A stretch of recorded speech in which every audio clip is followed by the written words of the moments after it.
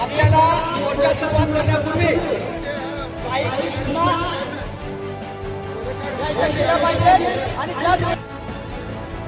आणि पाठी मागण्याचा आम्हाला हक्क अधिकार आहे. पोलीस प्रशासनाला आमची विनंती आहे, अजिबात आपण कोणत्याही प्रकारची अडवणूक करू नका. शांततेच्या मार्गाने आलेलो आहोत. आमच्याच कार्यालयामध्ये आम्हाला जाण्यासाठी बंदी हा कुठला कायदा आणि कुठला नियम आहे? कोणाच्या टॅक्स मधून उभं राहिलेलं आहे जिल्हाधिकारी कार्यालय? कोणाच्या टॅक्स मधून तुम्ही अधिकारी पगार घेता? आम्हाला शिकवू नका.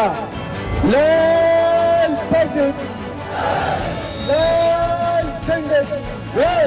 राष्ट्रवादी कम्युनिस्ट पार्टी जिंदाबाद, जिंदाबाद, जिंदाबाद.